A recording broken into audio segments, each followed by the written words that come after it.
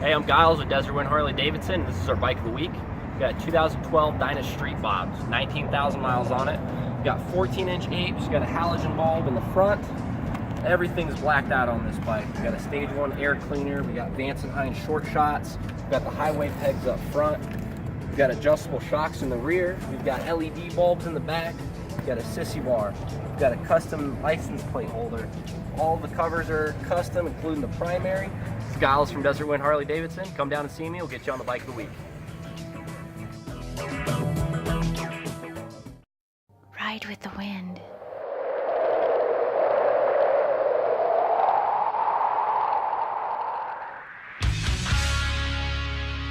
Desert Wind Harley-Davidson.